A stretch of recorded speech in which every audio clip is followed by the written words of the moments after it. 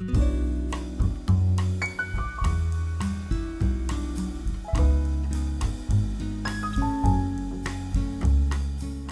estamos, nos volvemos a reunir, estamos reiniciando o iniciando el segundo cuatrimestre. Vamos a hoy retomar los encuentros del proyecto coordinado por Maximiliano Kladakis, titulado Violencia. Este proyecto va a tener tres presentaciones. La primera hoy a cargo de Maximiliano. La próxima será, si digo mal el orden, corríjanme Maxi, a cargo de Jacqueline Calderón. Y luego... No, Jacqueline va el no. 23. Me equivoqué entonces, perdón, porque hicimos últimamente unos cambios, entonces vuelvo a decir, el próximo viernes, es decir, el viernes 16, estará a cargo del profesor Martínez, y el 23 entonces sí a cargo de Jacqueline Calderón, que nos da mucho gusto, Jacqueline, bueno, que estés tan integrada en este equipo, en este proyecto de investigación, realmente. Muchas gracias. Muchas gracias Desde México, bueno, ya se van a ir enterando o recordando, porque ya la conocen, muchos y muchas de ustedes ya la conocen a Jacqueline también, pero van a ir recibiendo las invitaciones para este ciclo. Una vez que terminen estas tres presentaciones, a partir del mes de septiembre, el primer viernes de septiembre, que es el viernes 6, a la misma hora, en el mismo canal, como se decía cuando había televisión abierta, va a ofrecer Maximiliano un seminario de 6 encuentros, del cual ya les va a llegar también la invitación. Entonces tenemos el gusto de, bueno, todos los viernes de acá hasta mucho tiempo adelante, hasta noviembre, compartir con Maximiliano Kladakis y sus acompañantes y acompañantes, investigadoras, investigadores, este material, como decimos, tan interesante y que nos lleva obligadamente a reflexionar sobre cuestiones que nos atañen eminentemente. Bueno, Maxi, no alargo más esta presentación informal, te paso la palabra y entonces ya me silencio. Cualquier cosa, como decimos siempre, hacemos la presentación primero y luego abrimos el espacio para preguntas, comentarios, y si hay alguna cuestión urgente que dicen, no, pero esto tengo que comentarlo ya ahora, por supuesto levantan la mano o abren su micrófono desde ya. Bueno, Maxi, Bueno, un abrazo ante grande todo, de agradecimiento. Bueno, ante todo, agradecer al Centro de Estudios de Hermenéutica, a Laura, a Marina, a Diego, a Carlos, por este espacio que siempre tan generosamente nos ofrecen para realizar este tipo de actividades. Y bueno, el cuarto año comenzamos el cuarto ciclo de este ciclo. Comenzamos el cuarto año de este ciclo de conferencias y bien, comienzo a leer. El trabajo se llama Odio y optimismo metafísico, perspectivas sartreanas. Introducción. El presente trabajo se propone abordar la relación entre el odio y el optimismo metafísico desde el pensamiento de Jean-Paul Sartre, centrándonos en su ensayo Reflexiones sobre la cuestión judía. Cuando hablamos de odio, nos referimos, como lo hace el filósofo francés en la obra mencionada, al dirigido hacia un grupo o varios grupos a los cuales se los responsabiliza de introducir el mal en el mundo. Nuestro abordaje sigue al de Sartre. Por lo tanto, no se trata de una perspectiva sociológica ni historicista que se presentaría, según Sartre, como un justificativo externo a la elección absoluta que realiza el sujeto sobre los otros, sobre el mundo y sobre sí mismo. El modo en que el optimismo metafísico aparece como fundamento del odio es una intuición descarnada de Sartre que nos abre la posibilidad de meditar en torno a nuestra época. En cierto modo, este tema posee una doble relevancia.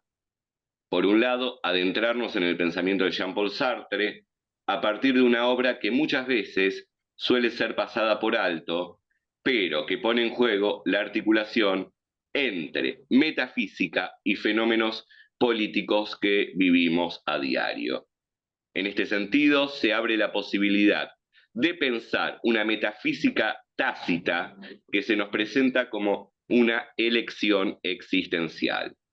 Por otro lado, el abordaje sartreano presenta una lamentable actualidad, ya que el odio nos rodea, nos atraviesa cada día. Se presenta como la potencia que puede arrojar a nuestras comunidades hacia el abismo. Primer punto. No toda opinión es respetable. Sartre publica reflexiones sobre la cuestión judía en 1946. En esta breve obra, el filósofo y literato francés se aboca al análisis y exposición de una cuestión en extremo candente en la Francia inmediatamente posterior a la guerra, el antisemitismo. La ocupación y la consiguiente deportación a los campos de concentración de miles de ciudadanos franceses, entre los cuales se contaba una gran cantidad de origen judío, eran una herida abierta en la sociedad de aquel tiempo. Sin embargo, si bien en el caso del genocidio judío, este fue llevado a cabo a partir de la irrupción del nazismo, el antisemitismo era un fenómeno que ya se encontraba extendido sobre grandes capas de la población francesa mucho antes de la ocupación. De una forma u otra, estos sectores de la sociedad francesa dieron un aval, a veces explícito, otras veces tácito, a la campaña de exterminio realizada por el nacionalsocialismo.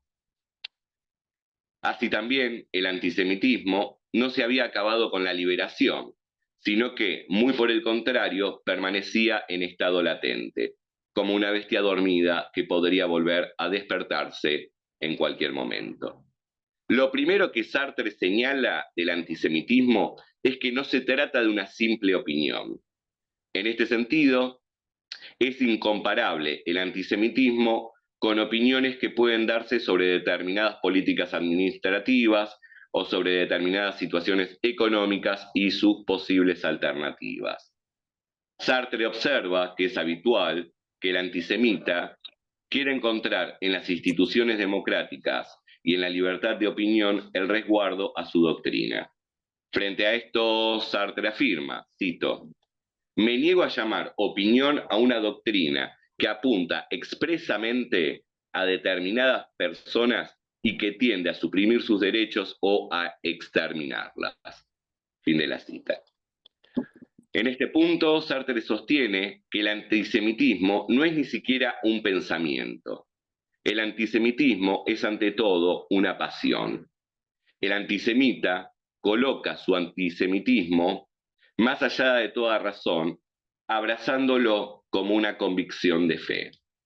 Si bien el antisemita suele dar argumentos que legitimen su rechazo a los judíos, estos argumentos son siempre a posteriori de su convicción original. E incluso, si en una discusión se le presenta una serie de argumentaciones que refute cada una de sus palabras, no cambiará de posición. El antisemita vive su antisemitismo con ardor. Se trata de una pasión que atraviesa la totalidad de su vida. Cito a Sartre, hay una repugnancia hacia el judío como hay una repugnancia hacia el chino o el negro en ciertas colectividades. Fin de la cita. Si bien, a primera vista, hay antisemitas más moderados que otros, dicha moderación no es más que una máscara. Ni bien se entra en confianza con un moderado, se descubre esa repugnancia visceral compartida con los que exhiben las formas más violentas. En la obra se menciona el caso de un hombre que al enterarse de que la mujer con la que se acostaba era judía, se volvió impotente al acto. Esto implica un compromiso total del antisemita que abraza incluso su dimensión corporal. En este tipo de casos, la repugnancia se traduce en impotencia. Una impotencia que evidencia el compromiso espiritual sobre el cuerpo, ya que al hombre que le ocurrió esto no tuvo problemas antes de enterarse que su amante efectivamente era judía. Segundo punto, una elección libre, total y espontánea. Esta repugnancia, sin embargo, no es originada por la experiencia. Por el contrario, se recurre a la experiencia para buscar indicios que sirvan para legitimar dicha repugnancia. Es decir, la repugnancia es anterior a la experiencia. Sartre menciona el caso de una persona que pasó una mala experiencia con un peletero judío. Esta persona argumenta que su repugnancia hacia los judíos proviene de dicha experiencia. Sin embargo, Sartre indica que la elección es anterior a la experiencia, porque se eligió odiar a los judíos y no a los peleteros. Eso lo vemos, ¿no?, cuando se habla, por ejemplo, del capitalismo judío y se pone el centro en el ser judío y no en el capitalismo, por ejemplo, ¿no? Discursos en boga durante el nazismo. Dijimos entonces que el antisemitismo es una pasión. Sin embargo, dicha pasión guarda diferencias con las pasiones más habituales. Por un lado, a diferencia de lo común, que es amar el objeto de la pasión, trátase de mujeres, gloria, poder, etc., el antisemita odia el objeto de su pasión. Por otro lado, por lo general, el que vive una pasión lo hace a pesar de sí mismo. En cambio, el antisemita elige ante todo el estado de apasionado. Ser antisemita es, pues, elegirse en el estado de apasionado. Cito a Sartre: el antisemitismo es una elección libre, total y espontánea, una actitud global que no solo se adopta frente a los judíos, sino con respecto al hombre en general, a la historia y a la sociedad. Es, al mismo tiempo, una pasión y una concepción del mundo. Sin duda, algunos de sus caracteres serán más notables en tal antisemita que en tal otro, pero están todos presentes a la vez y se determinan unos a otros. Sartre observa que esta elección fundamental, realizada por el antisemita, tiene como razón el deseo de impenetrabilidad, de permanencia, el deseo de ser macizo como una roca. La opción por la pasión como estilo de vida implica, pues, el anhelo de adquirir la positividad y plenitud de ser. Cito a Sartre: el hombre sensato busca gimiendo, sabe que sus razonamientos son únicamente probables, que otras consideraciones vendrán sin duda a revocarlos. No sabe nunca muy bien a dónde va. Está abierto a toda clase de sugestiones. Puede pasar por vacilante. Pero hay personas atraídas por la permanencia de la piedra. Quieren ser macizos e impermeables. No quieren cambiar. ¿A dónde nos llevaría el cambio? Se trata de un temor original de sí mismo y de la verdad. El antisemita, si fin de la cita de Sartre, el antisemita teme el razonamiento y los cambios. Desea ideas innatas, no adquiridas, bajo las cuales se subordine todo razonamiento. El antisemita teme también la verdad, no por su contenido, sino por su carácter de probabilidad, de no permanencia. Teme la posibilidad del error, no por el error mismo, sino precisamente porque todo esto representa cambios, transformaciones, la ausencia de puntos fijos. La elección del antisemita por el odio se presenta como una certeza incuestionable ante la que nada pueden las razones ni las palabras. Al elegir odiar a los judíos, el antisemita encuentra una fe inquebrantable, que se sostendrá a todo. Qué cómodo, dice Sartre, se encuentra ahora. Qué futiles y ligeras les parecen las discusiones sobre los derechos de los judíos. Fin de la cita. En este sentido, el antisemita, al elegirse como antisemita, se elige a sí mismo en el modo de la mala fe.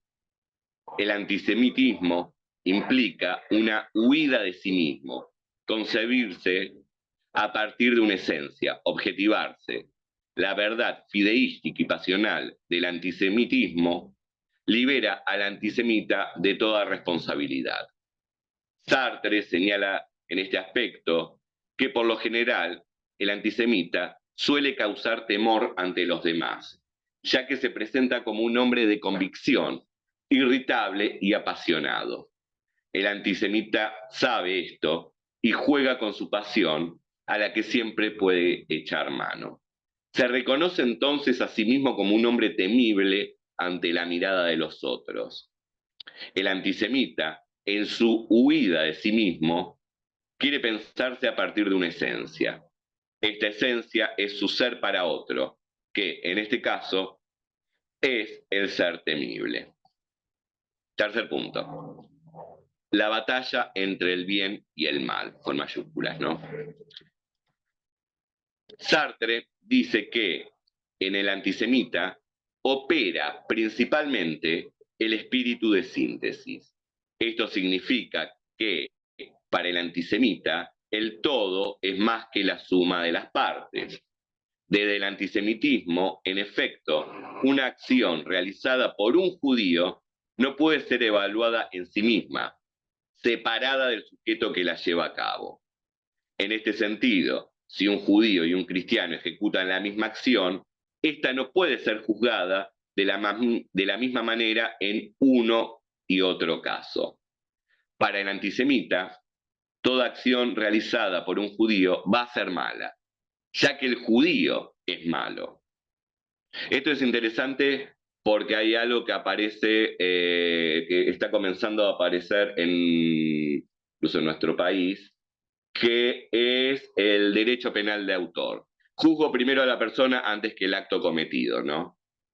Incluso puede haber casos en donde, digo, tal persona tiene ciertos caracteres, es mala, hay un caso muy conocido, pero bueno, la meto en prisión y voy a ver, tratando de ver qué causa le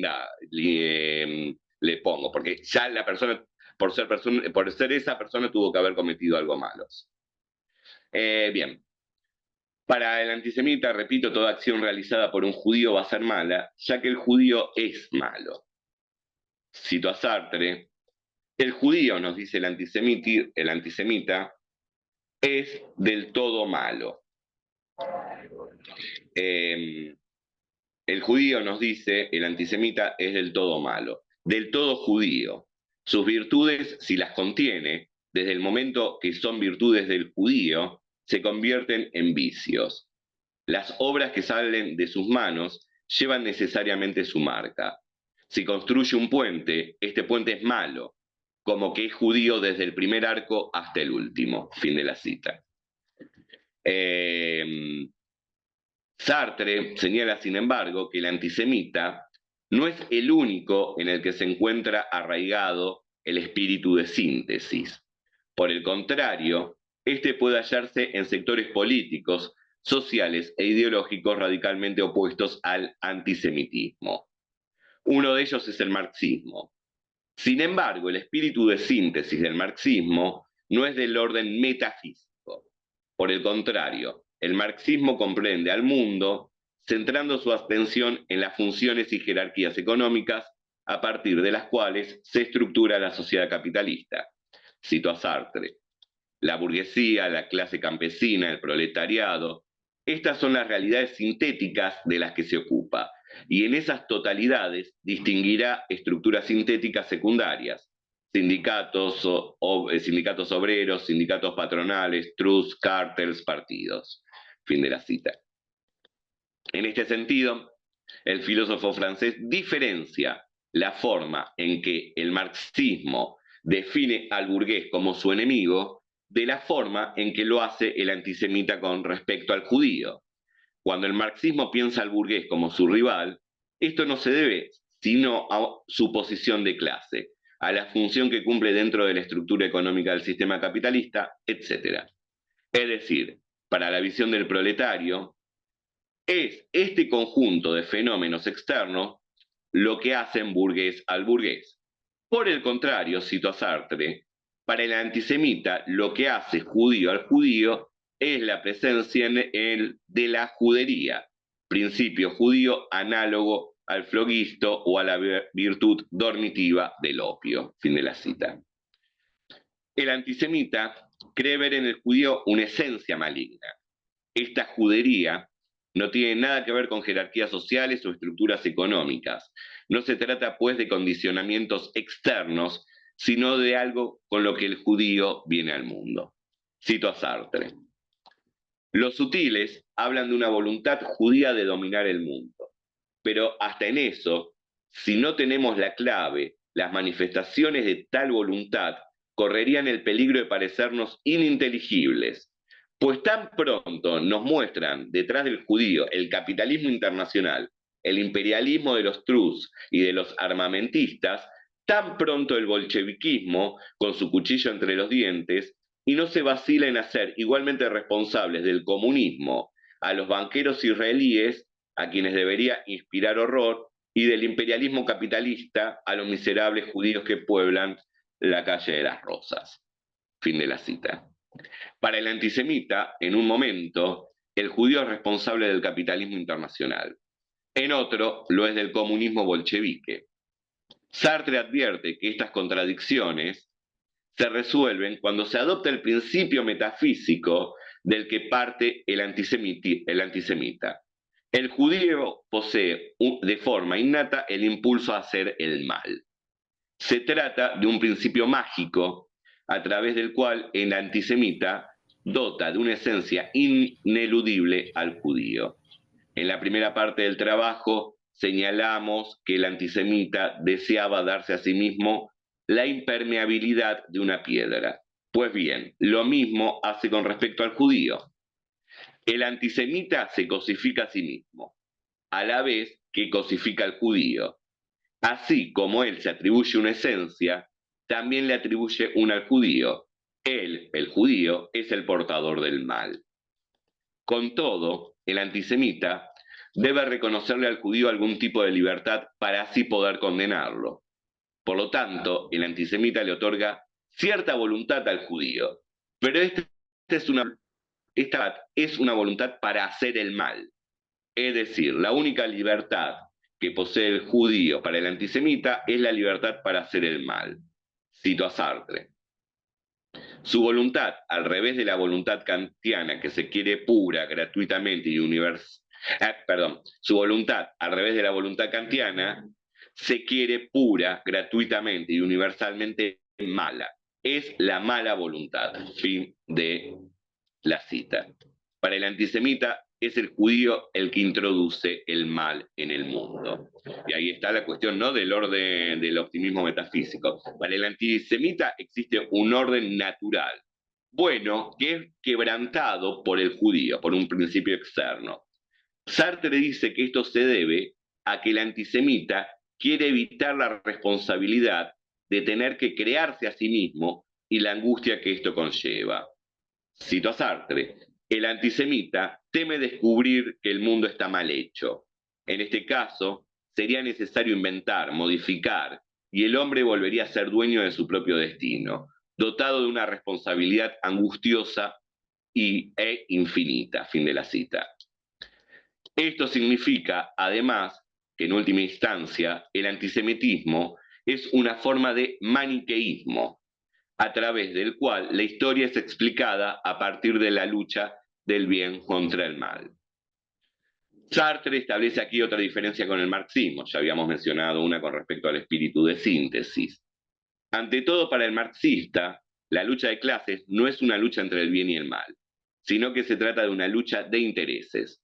El marxista sostiene el punto de vista del proletariado porque es la clase social que se encuentra oprimida y es por mucho la más numerosa. Por otra parte, en el caso de que la clase dominante deponga sus intereses y quiera participar en la construcción del socialismo, no habría razones válidas para rechazarla. Claro, para el marxista, si un burgués se vuelve a la causa del proletariado, para el marxismo digo, ¿no? No habría ningún tipo de problema. En el caso del antisemita, esto no ocurre. Para él no se trata de un conflicto de intereses, sino de luchar contra un poder malévolo que se alza contra la sociedad. Es, por lo tanto, una guerra sagrada. Cito a Sartre, caballero del bien, el antisemita es sagrado. El judío asimismo es sagrado a su manera, sagrado como los intocables, como los indígenas maldecidos por un tabú. Fin de la cita. Sartre advierte que, en este sentido, el antisemitismo encierra un optimismo metafísico. El bien ya está dado, no hay que construirlo ni elegirlo, sino que, tras erradicar el mal, en este caso encarnado por el judío, el orden se restablecerá. El antisemita no se ocupa del bien. Su misión es destruir el mal. La misión que el antisemita se propone es una misión exclusivamente de destrucción. Cito a Sartre.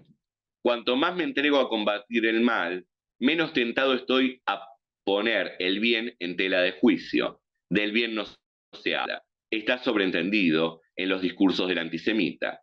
Cuando haya cumplido su misión de destructor sagrado, el paraíso perdido se reformará por sí mismo.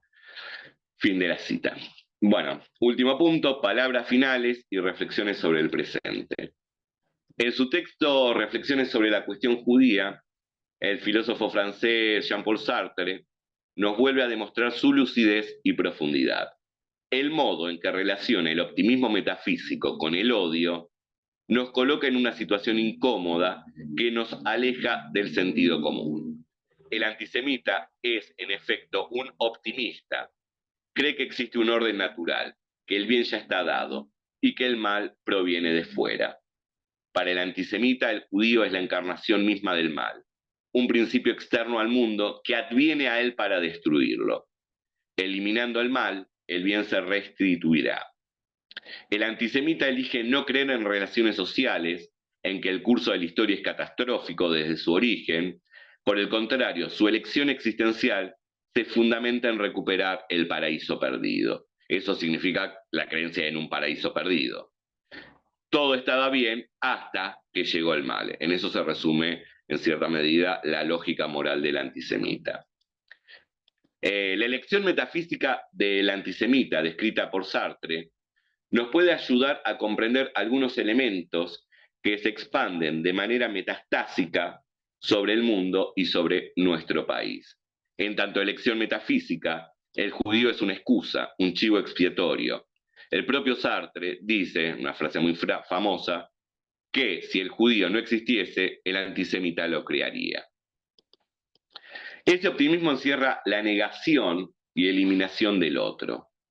El odio se despliega libremente y no parece haber fuerza capaz de doblegarlo.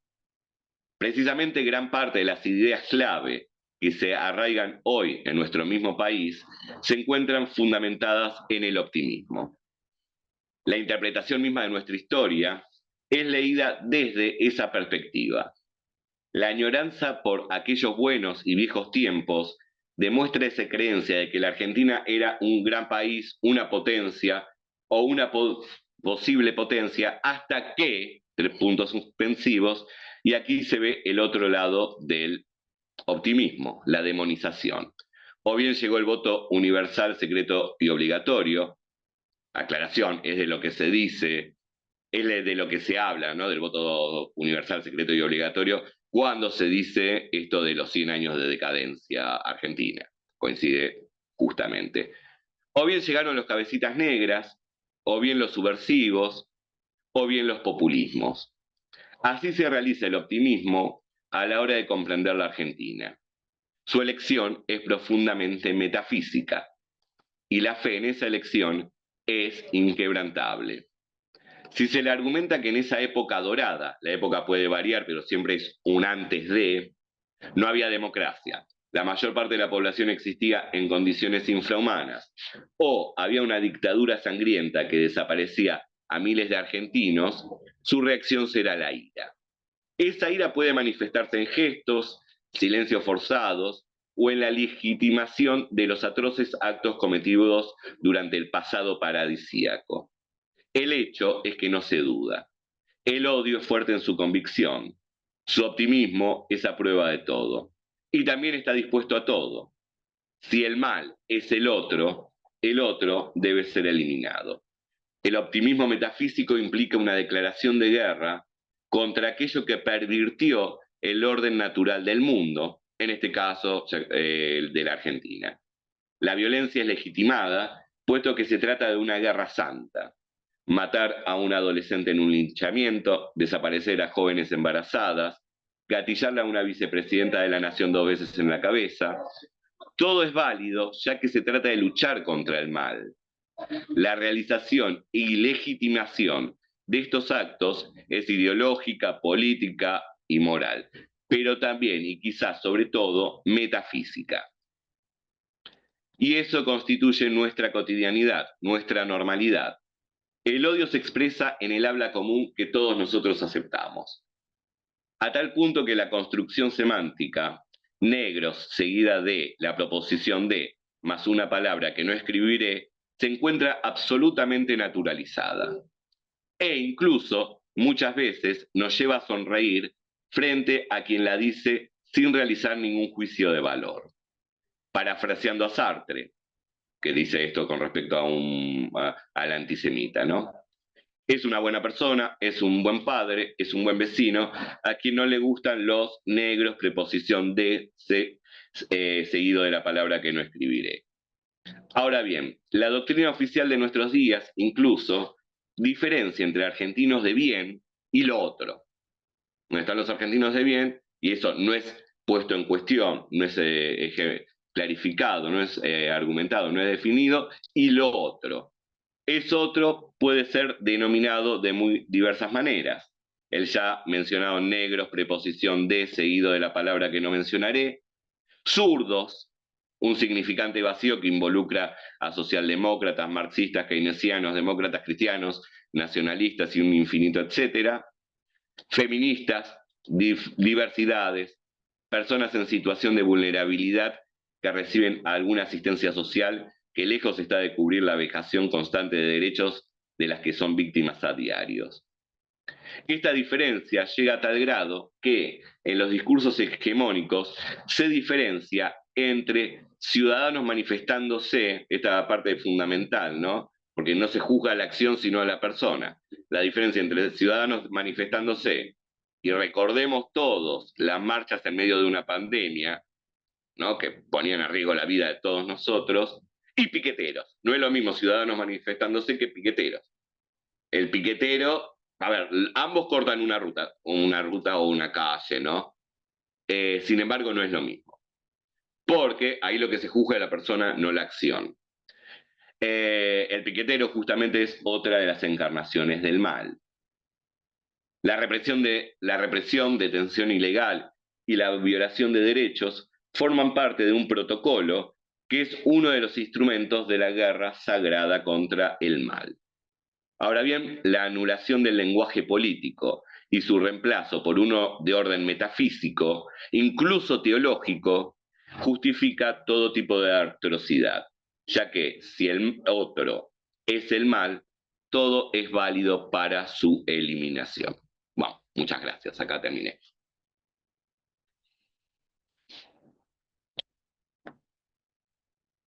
Muchas gracias, Maxi.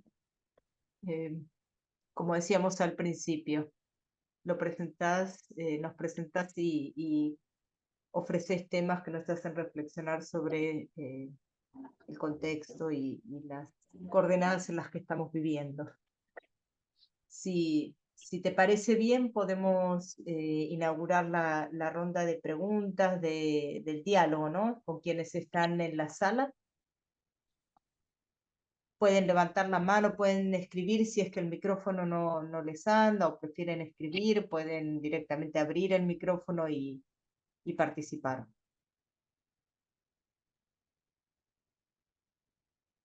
Emiliano, una pregunta. Soy Claribel Pereira, de acá de Venezuela. ¿Podría ser que existan, en vez de dos contrarios, es decir, el antisemita y el judío, dos versiones de antisemita, que se adversen diciendo que el otro es el malo, pero al fin y al cabo son la misma cara de la misma moneda. Ay, no entendí bien la pregunta. Lo digo un poco por el contexto acá en mi país, ¿no? Ahorita en Venezuela, con el tema de las elecciones. Está un lado bueno y un lado malo, independientemente de cuál sea el bueno o cuál sea el malo, entre comillas.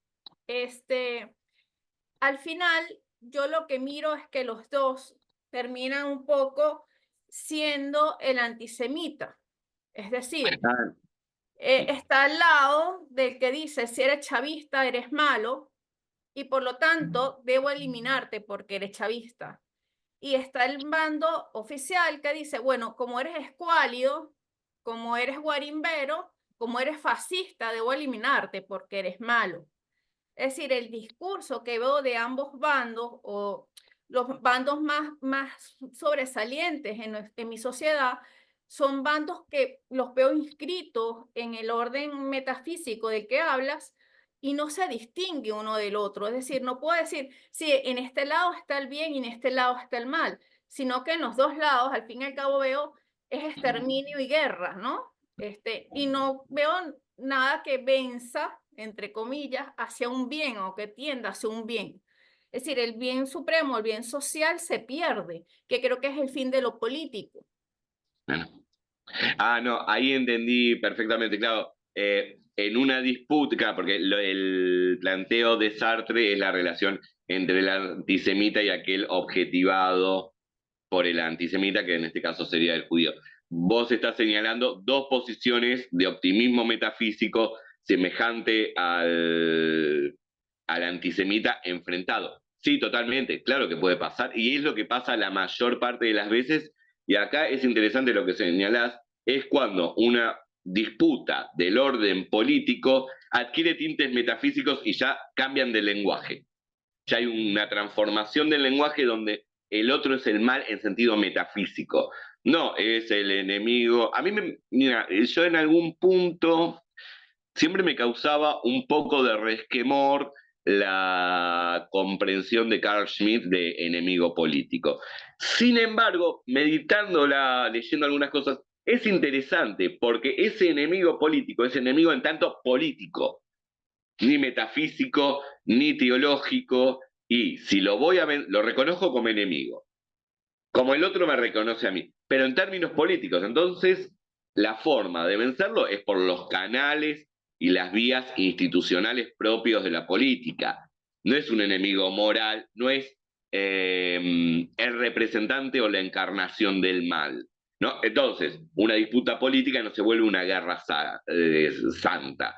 Y estoy de acuerdo con lo que decís, que claro, sí, ahí entendí, sí se da. Es lo que pasa la mayor parte de las veces, ¿no?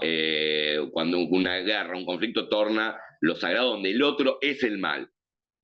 Y de un lado y del otro, ¿no?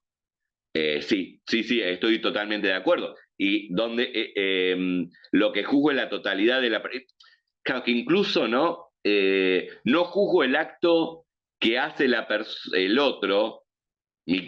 Claro, cuando el contendiente político se vuelve el mal, el enemigo metafísico, teológico, el demonio, entonces vale todo. Y no juzgo sus actos por sí mismos, sino porque los hace esa persona.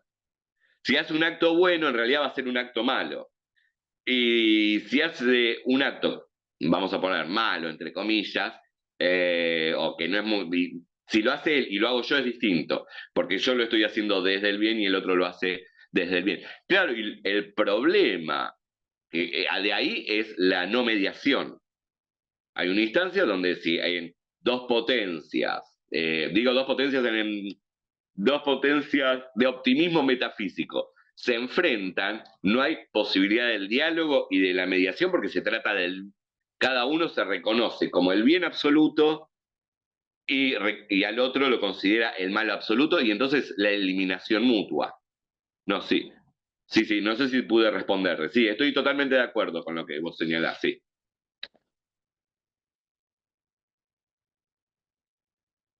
Maxi, y solamente un comentario que en este esquema, en esa anulación o necesidad de aniquilación del otro o de lo otro, es donde queda inmediatamente anulada también la figura de la conversación en tanto aquel quehacer propiamente político, es decir, ya no hay ninguna posibilidad de reconocimiento del otro, volviendo siempre a lo que planteamos en el primer cuatrimestre con Martin Buber, que es reconocer al otro en tanto persona, que no significa decir lo que vos o lo que el otro considera o piensa o actúa, es lo mismo, es decir, llegar no dar de ninguna manera lugar a ese acuerdo para desacordar, es decir, es dar por tierra ese acuerdo, ese como protoacuerdo,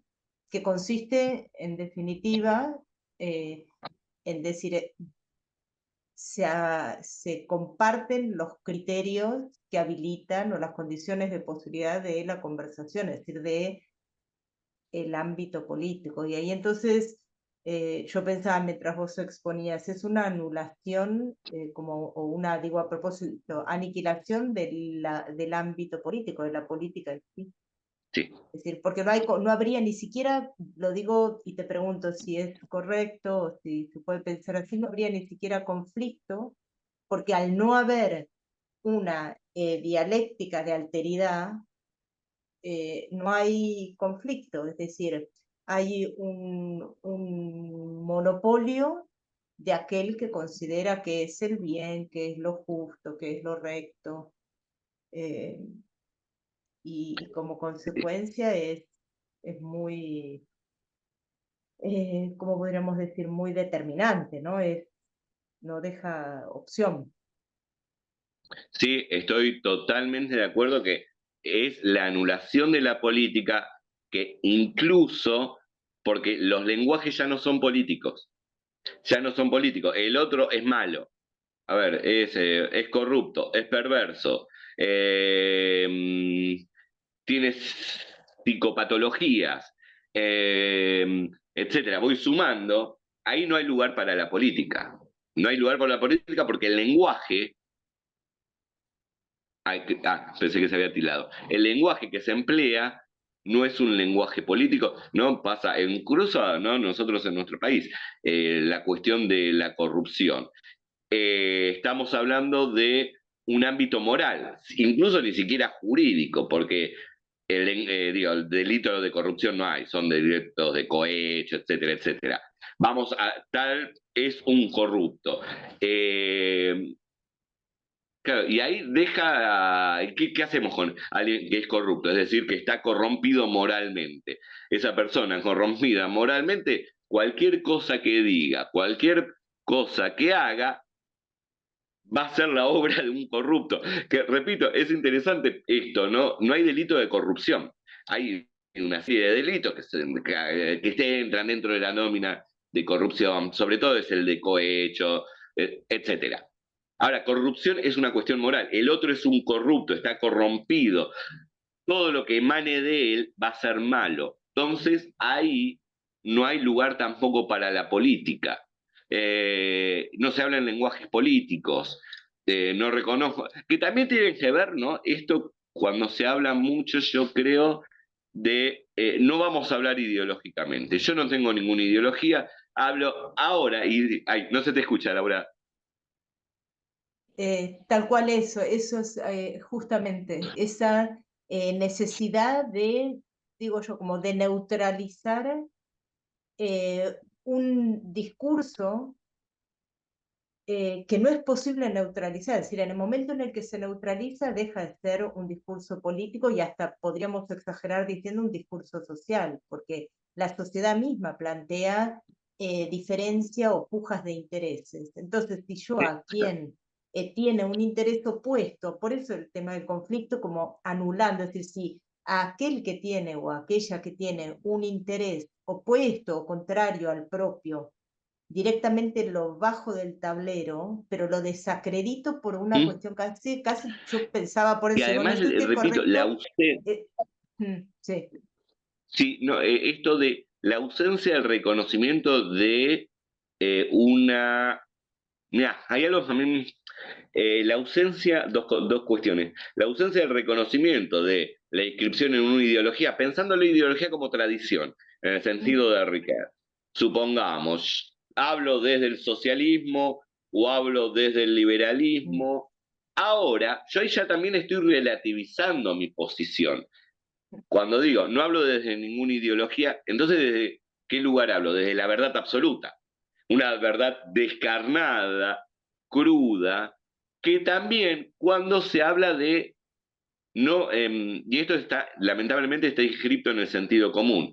Cuando alguien dice algo en torno a una situación económica, señala, bueno, pero yo no soy de ningún partido político y soy apolítico.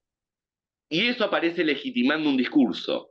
Es sí. terrible, es terrible, Claro, pero pero es una legitimación, perdón, porque eso es lo que, al seguir insistiendo en las investigaciones sobre la conversación, es una legitimación que propone como una suerte de, yo digo neutralización, pero quizá podríamos decir como de una asepsia, que justamente lo que hace es anular esa vida en comunidad.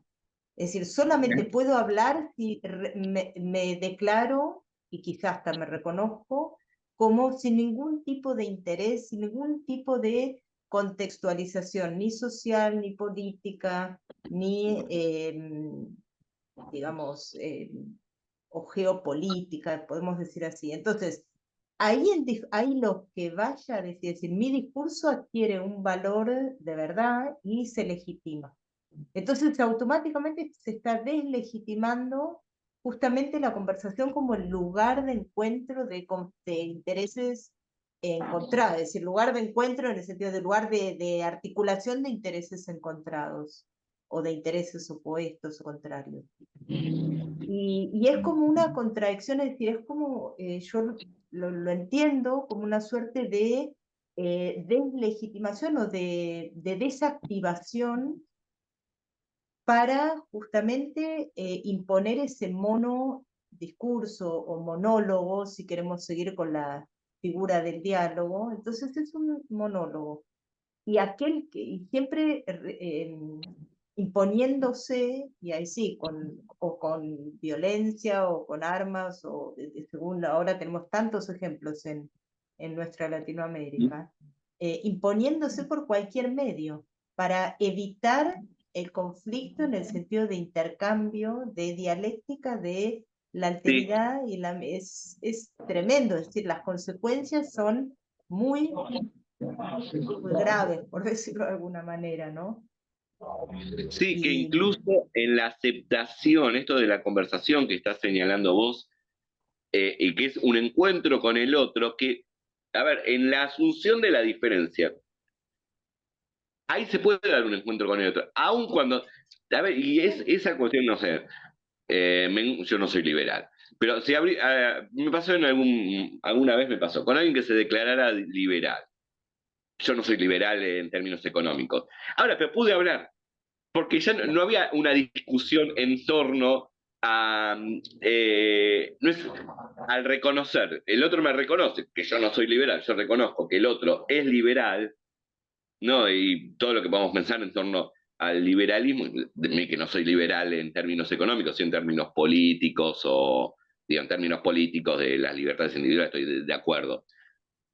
Se podía hablar, pero porque no había un insulto de uno hacia el otro. Y ahí pueda darse un encuentro. Pero claro, es también para que nos reconozcamos uno al otro, nos encontremos y se posibilite una conversación, un diálogo, es necesaria la aceptación de la diferencia. Y el hecho me totalmente, parece, claro. eh, Claro. creo que el caso donde se da muy bien esto es en el ámbito de los diálogos interreligiosos. E incluso si vamos a poner como ejemplo, ¿no? Ni siquiera de religiones, sí, de religiones distintas, pero ambas cristianas, ¿no? Bien podría estar un protestante y un católico y van a discutir luchas sangrientas que hubo entre los dos. Pero sí, bueno, yo acepto que vos sos protestante, que yo soy católico. Por lo tanto, hay toda una serie de cuestiones que no vamos a estar de acuerdo. Ahora, ya las reconocemos. A partir de eso podemos hablar, ¿no? Sí, Cuestión que no pasa en el ámbito político, donde lo que es buscar la destrucción del otro y no se escuchan las argumentaciones. E incluso, repito, no se aceptan, no hay diferencias. En el discurso no se dice, no hay diferencias, no se aceptan las diferencias, voy a decir, ideológicos en el sentido de Ricoeur, sino que el que pertenece a cierta ideología es el mal. Lo es porque es corrupto, no porque tiene cierta visión distinta del mundo. Sí, claro. mm. Y eso es lo que Y lo, posibilita el claro, debate. sí. Y lo último, para dar después la palabra a quienes levantaron la mano, eso es en lo que Buber insiste, que es la deshabilitación, es decir, el no habilitar justamente al otro o a la otra como persona. Él lo explica primero cuando se dedica a la conversación genuina, dice él, ¿no? Es habilitarlo en su diversidad, pero habilitarlo en tanto ese tú, como dice él, podría ser el yo. Que no es que piense, no es que es el yo porque va a pensar igual o porque tiene mi ideología, sino habilitarlo en tanto persona que entabla una conversación.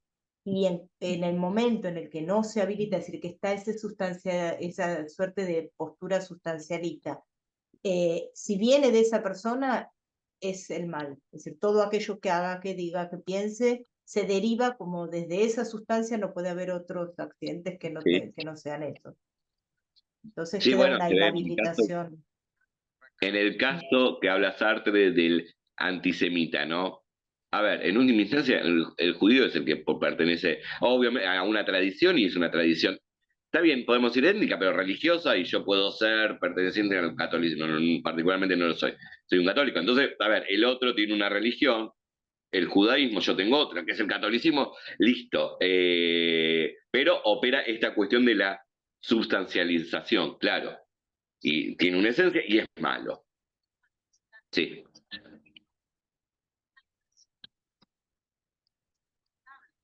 Gracias, Maxi. Sí, Jacqueline. Jacqueline. Ah, o Carlos, perdón, estabas Carlos primero. Y Pamela Sí, también. sí, Carlos, Jacqueline y Pamela. Ahí estamos.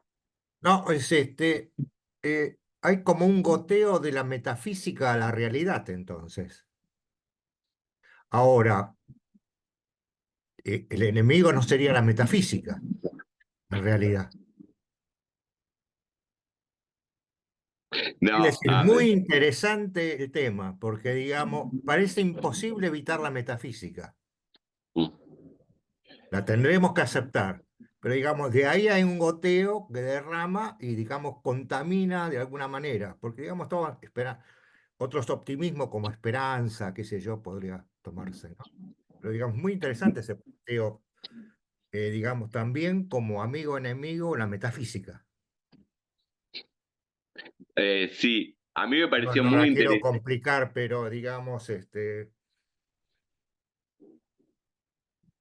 oh, hay todo un problema.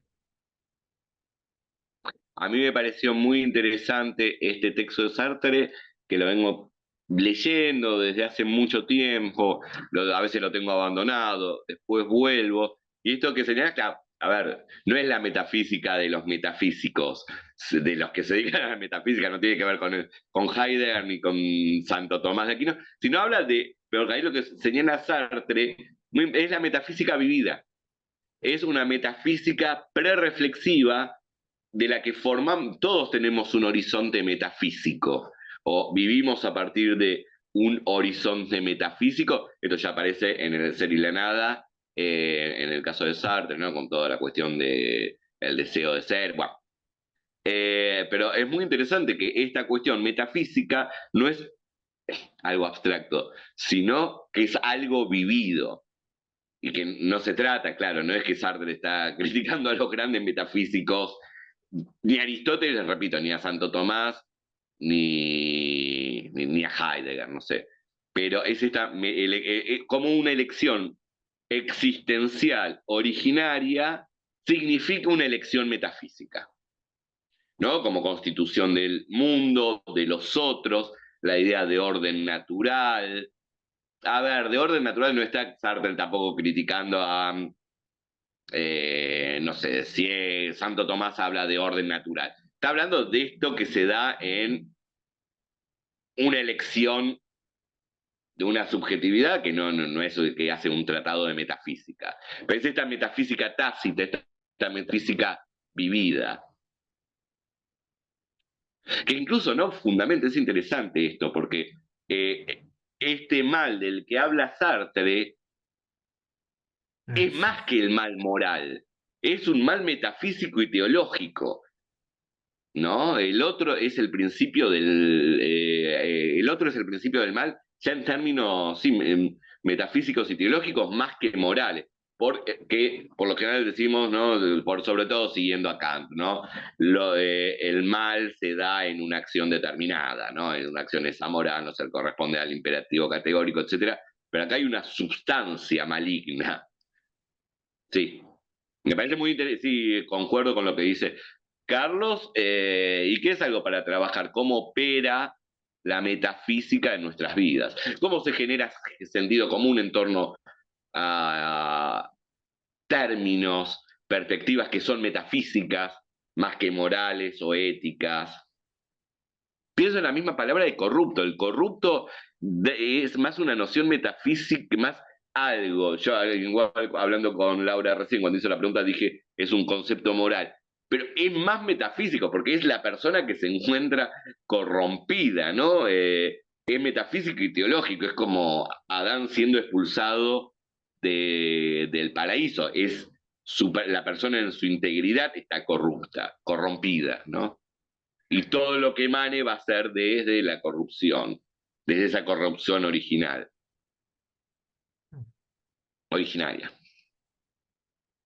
Okay. Bueno, Pamela estabas, ¿no?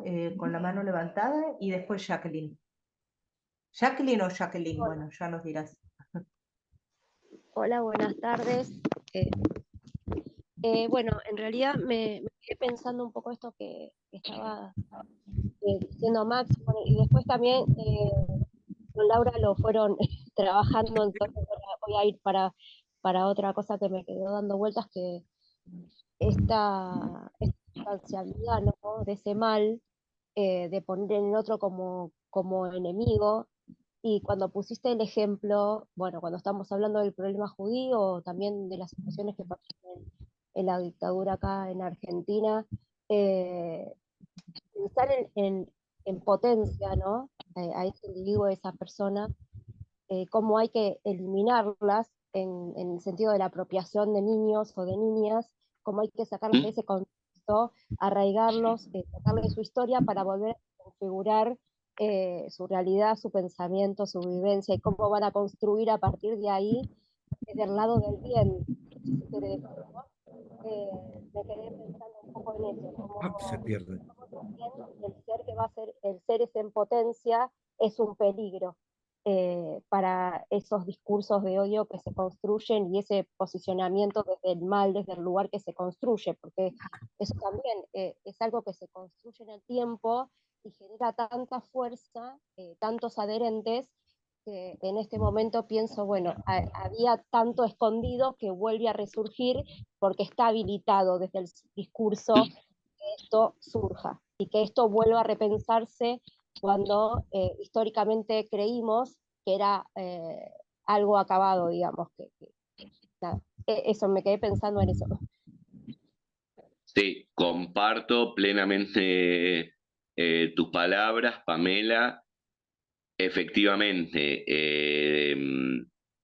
esto estaba en situación latente cuando ¿no? Estás hablando de las cuestiones acontecidas durante la última dictadura cívico-militar, que parecía algo, es increíble, parecía algo ingenuamente, en términos hegelianos, superado, y en estado latente estaba todo lo otro. Estaba todo lo otro, estaba toda la reivindicación, la banalización, etcétera, que termina estallando, volviéndose a cristalizar, y creo incluso de una forma que no vimos nunca desde el regreso de la democracia. porque incluso porque acá estamos hablando de una rehabilitación y reivindicación, cuestión que no se dio ni siquiera discursivamente, ni en las leyes de punto final y evidencia de vida, ni en las leyes de la ley de impunidad, ¿no? Bueno, lo que ocurrió durante la década de los 90. Porque no aparecían como reivindicativos, sino aparecían de, bueno, no podíamos hacer otra cosa, estaba el peligro de un regreso de un golpe de Estado, etcétera, etcétera. Ahora aparece rehabilitado y reivindicado, algo que no imaginábamos ni por asomo, ¿no? Pero ahora, eso estaba siempre en un estado latente, ¿no? No sé si ese horror apareciendo banalizado, superficializado, justificado, aparece, ¿no? No, yo creo no, yo creo que tengo la certeza, ahí sí voy a hablar de mal en el sentido de Hannah, no un mal radical, la ESMA es un mal radical, digo eso, y no se trata de una demonización en el estilo sartreano. Bueno, no sé, había algo que estaba en estado latente, justificando, banalizándolo o siendo indiferentes una gran parte de la población, quizás nosotros dándolos por superado, muchos de nosotros dándolo por superado, sí. No sé si respondí tu pregunta. Sí, sí, perfecto. Gracias.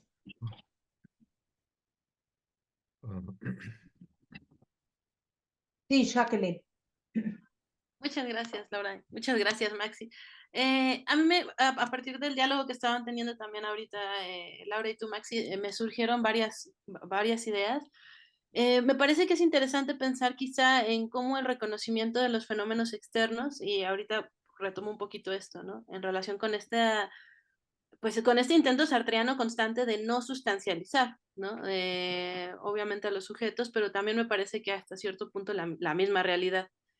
Y cómo este reconocimiento de los fenómenos externos probablemente implica justo un sacar de este registro de la abstracción y en esa misma medida, probablemente para poder extraerse o sustraerse de ese registro es necesario eh, precisamente este movimiento de politización, ¿no? Que es algo de lo que va mencionando también en su momento Schmidt en relación con ciertos conceptos que dicen, no, pues o sea, no pueden seguir manteniéndose ciertos conceptos sin reconocer justamente la carga política que de hecho tienes, ¿no?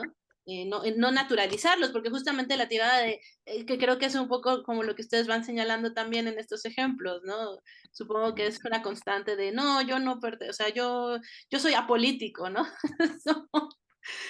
A lo mejor yo me voy a remitir mucho a la antigüedad, pero es como si vives en sociedad no puedes ser apolítico, o sea, de entrada no es una decisión, no te A mí me puedes gusta, disculpa que te interrumpa, Jacqueline, pero cuando descubrí hace unos años que la etimología de la palabra idiota es de origen político, que es el idiotez, que es el contrario al polités, uno podría decir, pues sos apolítico, sos idiota, en sentido etimológico. Claro, pero esto no es, disculpa, disculpa que haga esta pequeña digresión. El reconocerse como político no es porque uno sea un marxista, sartreano, etcétera. Lo dice Aristóteles. El hombre es un animal político. Y si no, o es una bestia o es un dios. El hombre es polités. Y repito, ¿no? Esta cuestión, el idiotez es el que se mete, que está nada más involucrado en el asunto de lo privado, en sus propios asuntos, etcétera. También pensar, a mí me gusta pensar el término de partido, pero no porque pertenezca a un partido político burocrático, sino porque tenemos que pensar, una sociedad está atravesada por conflictos, es decir, por partes, no se trata de una homogeneidad, una totalidad homogénea, y uno toma partido. Eso es también, ¿no? Cuando Gramsci dice de Maquiavelo, Maquiavelo es un hombre de partido, no es porque está afiliado a un partido y defiende todo lo que hace ese partido, sino porque dentro de las disputas que hay dentro de una sociedad, toma partido. Sí, y ahí disculpa, ahí se cierro el paréntesis, continúa así.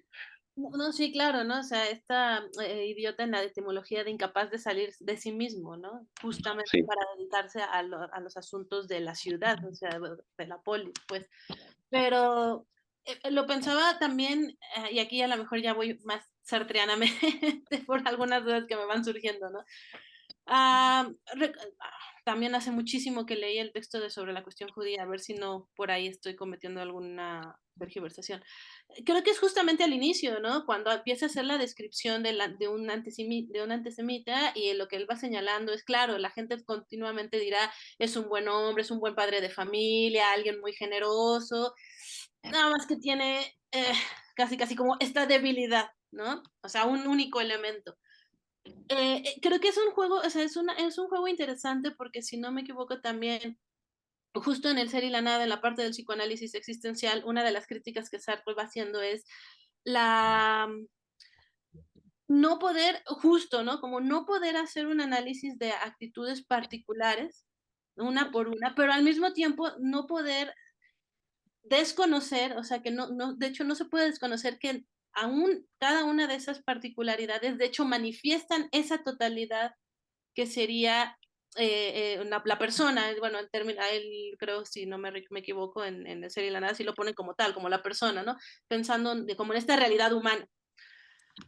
Eh, y justo, ¿no? O sea, como que me quedaba pensando en, sí, es justamente en esa parte, pensando en el reconocimiento de la persona, donde justo surge este reconocimiento de o sea, la necesidad de reconocimiento de los fenómenos externos, por así decirlo, es decir, lo que va a conformar la situación, o sea, toda la conformación en el términos sartreanos, pues, o sea, toda la posibilidad, comprenderlo en su totalidad no tiene que ver con la suma de estas particularidades, justamente, ¿no? Sino comprenderlo en su situación, en las posibilidades, en las elecciones que va haciendo y las posibilidades que tiene ahí abiertas, ¿no? Eso es como un poco justo, ¿no? Como por donde iba planteando un poco mi duda de si justo el término, la noción de situación ahí puede venir a explicarnos un poco más en relación a cómo se tendría que dar esta comprensión del mal, porque, bueno, comprensión del mal, o más bien comprensión de lo supuestamente que representa el mal, ¿no? Que es en realidad la construcción del otro. Y aquí me saltaba algo, ya nada más como para ir cerrando también, me saltaba algo que estaba mencionando Laura a propósito de Martin Buber, pero que recuperaba yo también sartreanamente.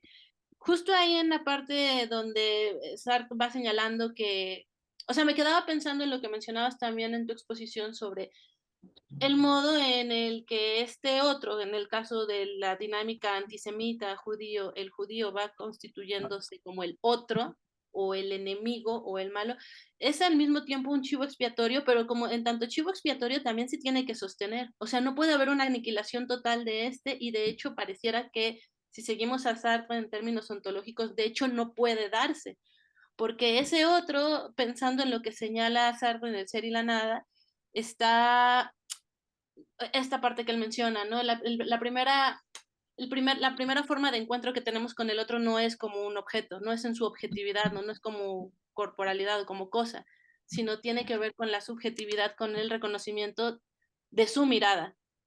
Entonces, ahí me quedaba pensando en justo en la dinámica, ya no recuerdo muy bien si en la cuestión judía logra profundizar tanto en esta dinámica que señala en El ser y la nada, además que es un texto ya pues unos, que como 10 años posterior, ¿no? Es del 50 y no me acuerdo de qué años, lo mencionaste, no me acuerdo de qué año es la cuestión, sobre la cuestión judía. No, 46. Es del 46, bueno, pues entonces no tiene tanto, son 3 años.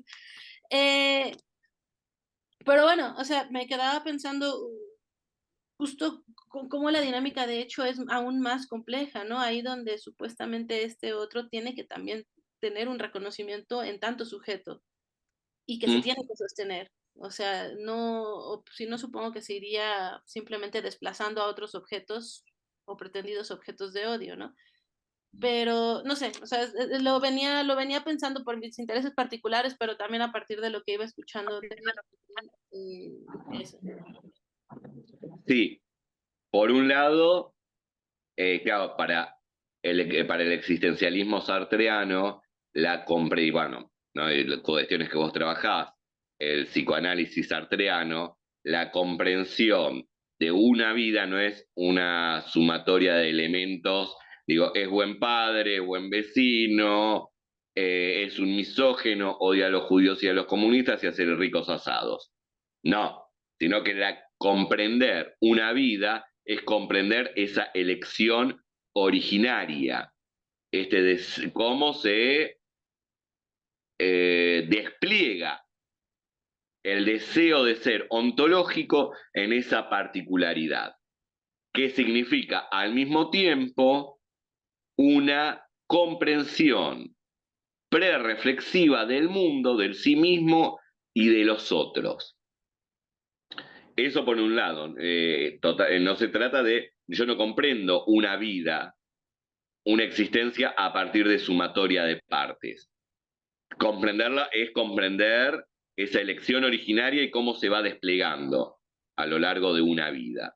Que es también lo que hace Sartre en sus textos sobre psicoanálisis existencial, ¿no? Como Baudelaire, Saint-Genet, El idiota de la familia, incluso cuando él busca comprenderse a sí mismo en las palabras.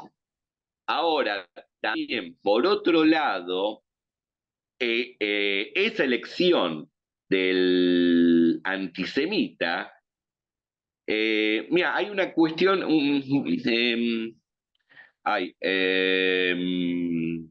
Levinas en un texto critica la, la cuestión judía porque dice, bueno, no, Levinas es un autor judío, cuando Sartre dice si el judío no existiese, el antisemita lo crearía, y entonces le discute eso, porque Sartre no entiende la historia de Israel, etcétera, etcétera, y no es el objeto de estudio de Sartre el judío, es el antisemita. El rostro puede variar, puede ser el judío, puede ser, pensando en Francia, el argelino, etc. Es totalmente, el chivo expiatorio es necesario. Es el homosexual en Saint-Genet, comediante y mártir, es el huérfano, es el bastardo, es el no propietario, ¿no? En la Francia rural, etc. Y hay un texto de Simone de Beauvoir que se llama Para una moral de la ambigüedad, donde ella habla, ¿no? Bueno, hablando de la conversión existencialista, etc., pero da esta categoría que es la de los subhombres. Son aquellos que quieren continuar viviendo en una infancia permanente, que no aceptan su responsabilidad, su libertad, la angustia, etc. Y entonces necesitan la creencia en valores, discursos e ídolos absolutos, increados y eternos. Y obran de mala fe, porque saben que todo es una creación humana. ¿No? Ya en este texto ya ese quiebre se da en la adolescencia, dice Simone de Beauvoir, etc. Y es muy interesante lo que dice ahí Simone de Beauvoir. Que son los protagonistas de los linchamientos anónimos, de los que pueden avalar un genocidio, etc., pero que van cambiando, y Simone de Beauvoir dice algo así, por ahí me confunda con alguna categoría, lo leí la semana pasada, creo. Pero dice, ayer fueron antirrepublicanos, hoy pueden ser anarquistas, mañana pueden ser republicanos, pasar de ser antirrepublicanos a ser republicanos. No importa eso, porque no hay una elección propia, sino voy siguiendo así, cada vez el chivo expiatorio. El chivo expiatorio es el otro al que hay que eliminar, y además que operan con cobardía, ¿no? Porque son los que forman parte de un linchamiento. No es el que va y da la vida por arriesgándose. nada, esto me parece que sí es esto que estás señalando vos. Bueno, ya te lo dice, si el judío no existiese, el antisemita lo crearía. Porque para esa visión del mundo, esa forma de existir el mundo, es necesario que haya un chivo expiatorio. Y va cambiando de rostro. No sé, nosotros en la Argentina puede ser el subversivo, puede ser el chico con gorrita que puede matarme para sacarme el celular y hay que eliminarlo. Esto es cuando a una persona que conozco le pasó que estaba con el celular en la mano, pasaban dos chicos corriendo, uno se lo agarró y salió corriendo. Ahora, la persona empezó a decir, mi celular, y se juntó un montón de gente corriendo atrás de estos chicos. Ahora, no es que los que estamos en Argentina sabemos que no somos tan solidarios. El tema no era devolver el celular a esta pobre persona, era tratar de aniquilar a estos pibes que están representados como una de las expresiones del mal. No sé si respondí tu pregunta. Tu comentario que me pareció muy bueno. Sí, sobre todo esto que acabas de mencionar ahorita, creo que otra vez como que por ahí se va apareciendo Schmidt de alguna forma, pero es verdad, no sé, como que tanto de pronto hay un gesto de solidaridad o en realidad es un chivo expiatorio y ahorita tengo presente, porque lo hablaba con un amigo, por ejemplo, del asesinato que hubo de unas niñas en Southport, ahí cerca de Liverpool, y que ha exacerbado todos estos movimientos de ultraderecha bueno, en Gran Bretaña, en Inglaterra, pero que de nuevo, ¿qué tanto es? Me quedaba pensando ahorita que tú intervenías, ¿qué tanto es un gesto verdaderamente de solidaridad o no justamente el vehículo de estos movimientos pues, de extrema derecha, en el caso de Inglaterra, por ejemplo, islamófobos, ¿no? O sea, por ejemplo. Pero sí, o sea, es interesante, no sé, es interesante justo cuál es el móvil que de pronto puede existir ahí, ¿no? La solidaridad o el, el unirse en contra de un supuesto enemigo común, por llamarlo rápidamente, ¿no? Sí, sí, sí, me clarificaste mucho, Maxi, muchas gracias.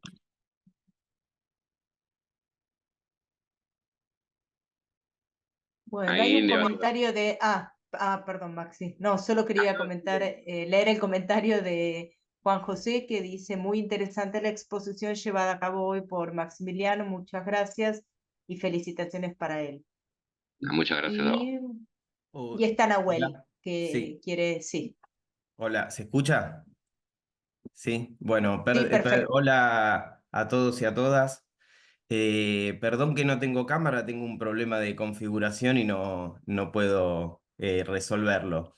No, yo tenía, bueno, gracias Maxi, por acercar la filosofía a pensar cuestiones más de índole práctica y política, porque no es algo que muchas veces se haga, así que muy interesante la exposición. Pero yo tengo una duda respecto del lugar de la política en Sartre o, bueno, una especie de definición, en la medida en que, bueno, si seguí bien el razonamiento y después el debate, noto una especie de ambivalencia, en el sentido de que desde el punto de vista optimista, metafísico, como vos señalabas, parece haber una subsunción de las instancias que acá fuimos relevando, religión, política, sociedad, donde esta concepción se deglute, se come a las otras instancias y por momentos una ambivalencia cuando vos decías, bueno, un liberal y un socialista pueden dialogar y pueden mantener un debate con posiciones efectivamente enfrentadas, pero eso no ocurre en el caso del antisemita o de esta posición más metafísica y teológica. Pero bueno, eso, como que noto una ambivalencia que no me deja comprender cuál sería la definición o la posición de la política en este juego, porque digo, es verdad que a partir de Carl Schmitt hay una especie de redefinición, pero que no necesariamente debemos comprarle a Schmitt, que hace todo un esfuerzo por resituar y resignificar lo que se entiende por política y que tiene un anclaje filosófico existencial y hasta metafísico. Pero digo, bueno, eso sería un poco ajustarse a su visión de la política y digo, ¿y dónde queda Sartre? ¿Dónde queda la posición de Sartre, no? Muy buena pregunta y también compleja, porque en Sartre no hay una teoría política, voy a decir, más aún, no hay una teoría de lo político.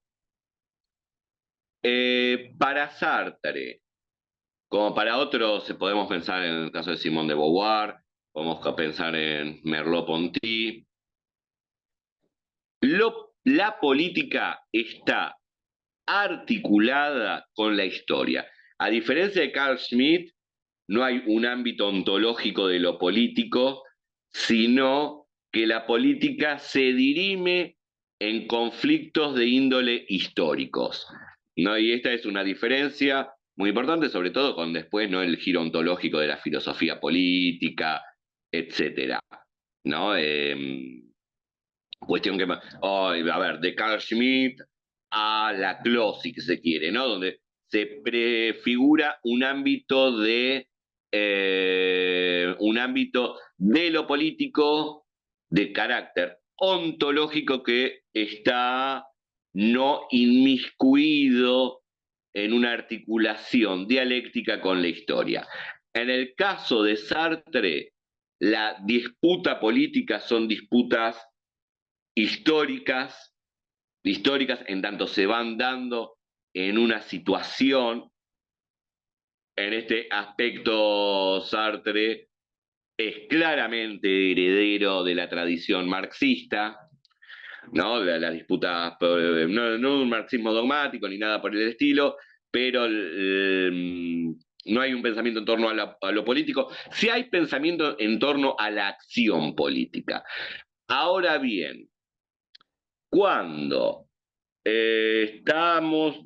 cuando lo que señala Sartre en este aspecto es que la mirada del antisemita no es una mirada política, es una mirada metafísica. ¿Por qué sería la discusión política? Y la que hace a términos de la política. Es decir, ¿no?, cuando él habla del marxismo, por ahí está como ejemplo, ¿no? ¿Cuáles son las categorías propias del marxismo? Que es una filosofía de la historia, es política, porque ahí también siempre es, si pensamos en otros textos de Sartre, como la crítica de la razón dialéctica, es un texto donde aparece la política muy explícitamente, pero está vinculado con la historia. La política es también un modo de hacer historia. No sé si me voy explicando. No son ámbitos separados. Ahora bien, por ejemplo, cuando nosotros hablamos de carteles, de sindicatos obreros, de sindicatos patronales, de de exportaciones e importaciones de mercancías, etc. Ahí estamos hablando en un lenguaje de la política. No sé si me explico. Cuando hablamos de conflictos de intereses, estamos hablando, ¿ves? Para Sartre, en un ámbito que hace a la política. Obviamente, inmiscuido Sartre por su relación con el marxismo, ¿no? Porque en ese sentido, la política se presenta como uno de los ámbitos de la lucha de intereses diversos o ámbitos de la lucha de clases, sin llegar a reduccionismos, porque también está la situación con Argelia, con el colonialismo, con el neocolonialismo, las luchas anticoloniales. Sartre va forjando su pensamiento político en torno a las situaciones que se van presentando. De por sí, si vamos al caso, el origen del pensamiento político de Sartre es la Segunda Guerra Mundial y la resistencia. Ahí es el origen. Él incluso antes de ese acontecimiento, tiene cartas con Simón de Beauvoir que dice que no le interesa la política, que que le interesa la experiencia humana, la existencia y la literatura, pero que no le interesa la política. Y ahí se da un momento de conversión. Entonces la política está pensada en Sartre a partir de una serie de situaciones donde se tiene que tomar partido, es decir, donde hay que comprometerse. No hay un pensamiento, repito, de lo político al estilo de Carl Schmitt. No, que en este caso, claro, ¿no? Aparece lo que vos decís en torno a lo político. Tampoco se trata de tampoco soy lector de Carl Schmitt, tampoco se trata de decirle sí a todo Carl Schmitt. A mí me parece que la categoría de enemigo político me resulta interesante. Pero ahora bien, no sé si, porque acá hay otra sartreana que es Jacqueline, si querés saber, si vos qué pensás con esto que estoy diciendo en torno a la ausencia, que para mí no es una falencia, sino es la forma en que Sartre piensa la política de un pensamiento en torno a lo político. Yo creo que no hay, sino que tiene que ver con la situación, con la contingencia. Se articularía también con el pensamiento en torno a la contingencia, ¿no?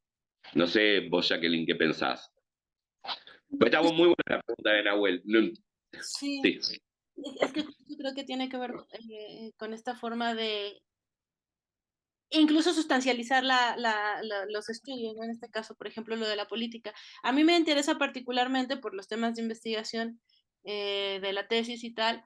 Y también me quedaba pensando en una observación que en algún momento hace, ahorita que recuperabas tú, Maxi, por ejemplo, estas cartas que se escribe con Simón de Beauvoir,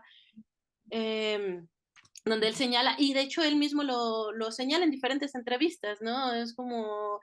Eh, y están estos primeros textos, ¿no?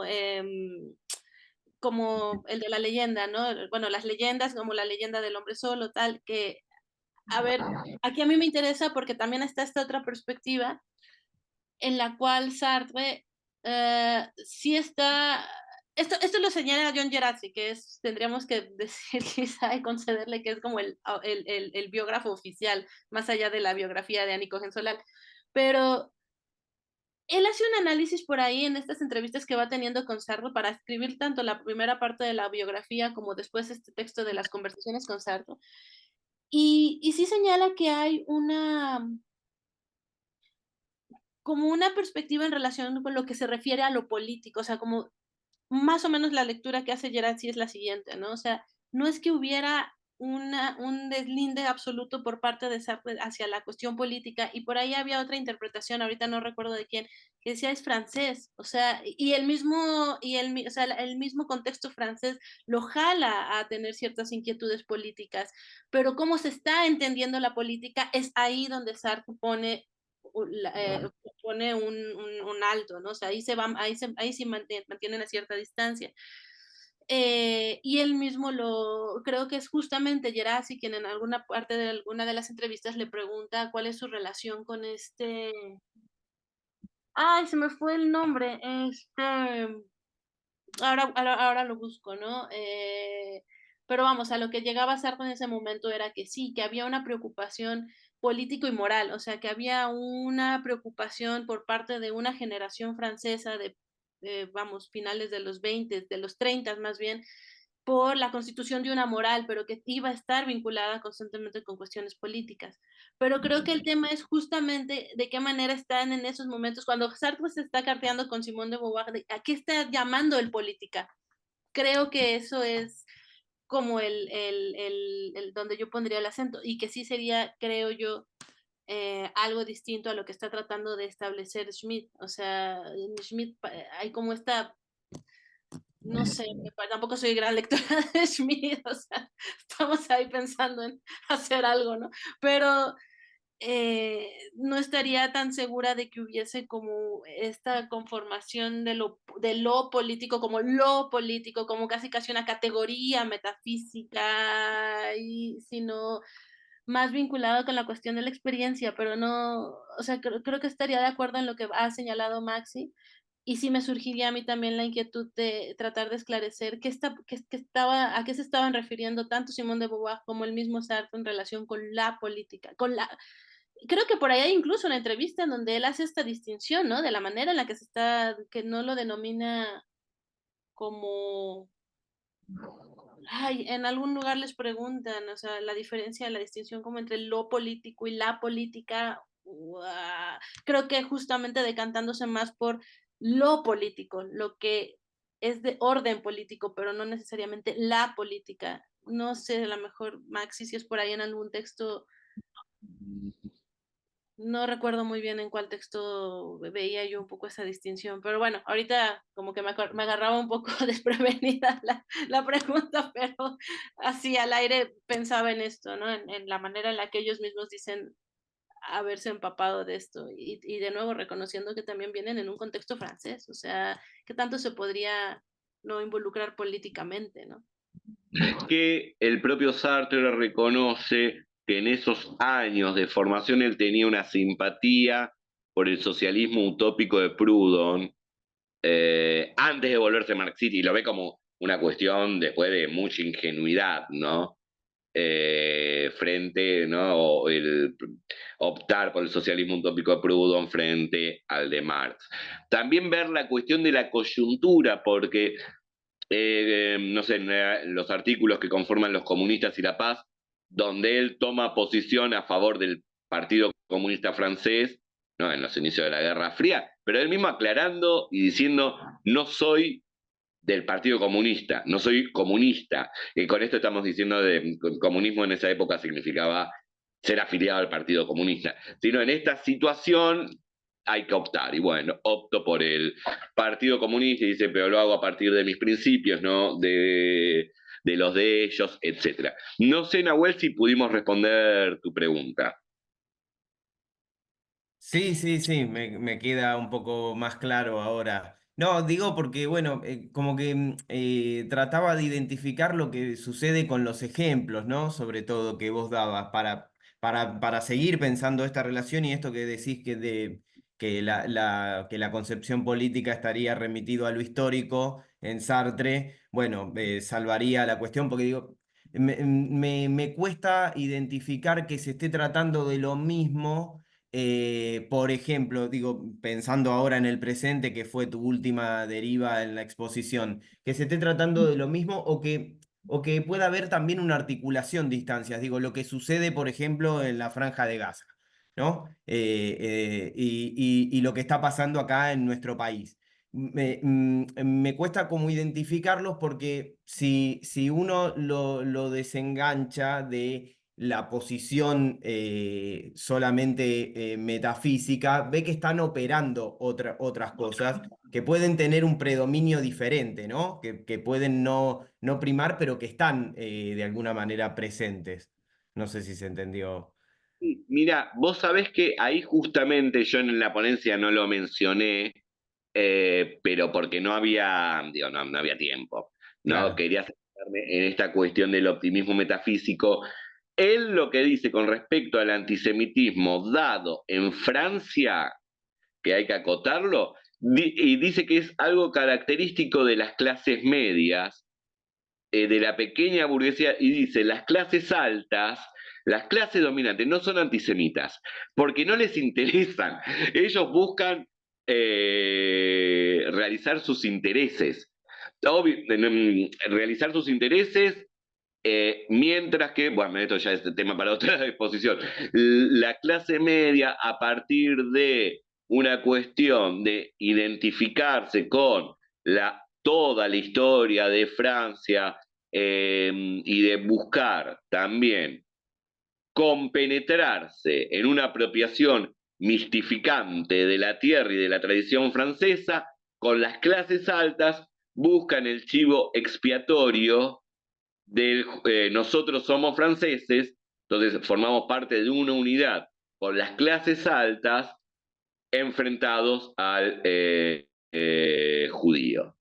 Cuestión que pasa acá tradicionalmente cuando decimos nosotros los europeos. Entonces nosotros nos colocamos en una situación de que somos todos europeos frente a los mestizos nativos, etcétera, ¿no? Y entonces los que provenimos en mi caso, del este de Europa, Grecia y Ucrania, me siento que por ser europeo estoy en la misma situación que un francés de la alta alcurnia, etcétera. No sé si me explico ahí. Sí, sí, perfecto. Pero sí, claro, los distintos conflictos son intereses también de clases, de corporaciones, etcétera. Pero lo que va viendo Sartre acá es esta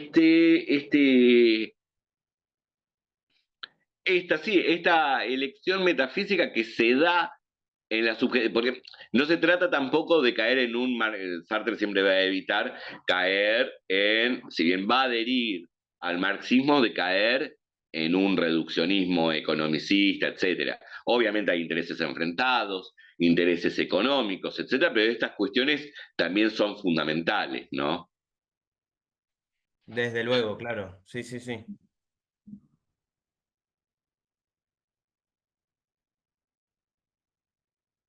Bueno, creo que ya estamos casi sobre la hora.